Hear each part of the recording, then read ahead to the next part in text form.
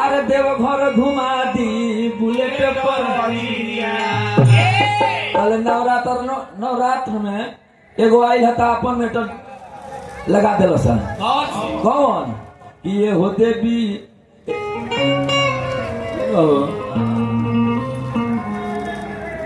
हाँ ए हो मैया देवी हमारा लोभर चाहिए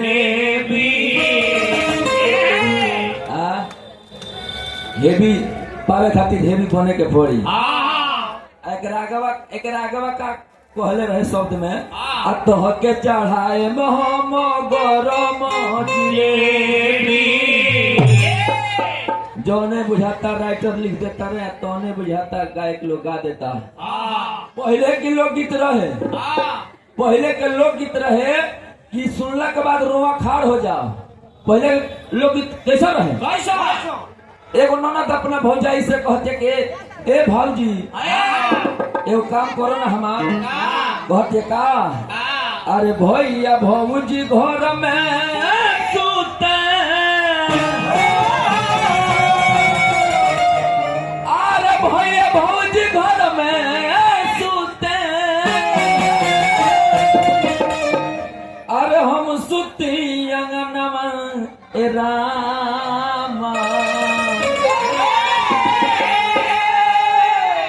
अरे भैया से कही के रे भौजी कराई दे मोरे गवनवा ए रामा। देखी तो अशब्द बात बाई में एहू बेरा देवर भौजाई के गीत गावत तारे जा रहे जौने के डोर तौन हो गई बात रात टोला में कांड बरियार हो गई तनी सुन हो देवर भौजी के लेके फरार हो गई तनी सुन। देखी तो आज के देखा तनी मीटर अब पहले के मीटर कैसे रहे लेकिन हमसे कहे के का बात गणेश भगवान के बुला लेवे के बात। हे गणनायक मंगल दायक अरे महिमा राउर अपार बा ना हो बा। हे गणनायक मंगल दायक महिमा राउर अपार बा आई देवा।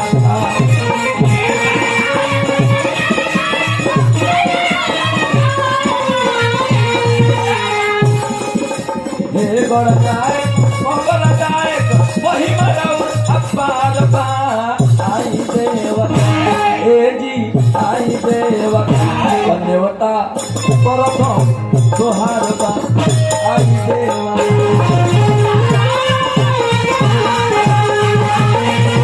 धन्यवता परम तोहार बा आई देवा।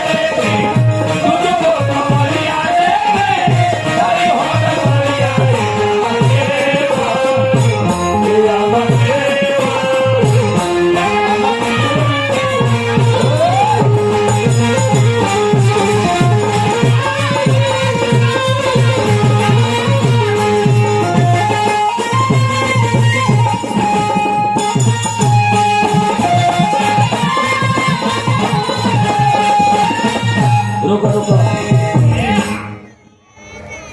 भैया ना रुक जा। हाँ अब ना कहाँ से सुना पहले बतिया 100 हमारा कर देगा।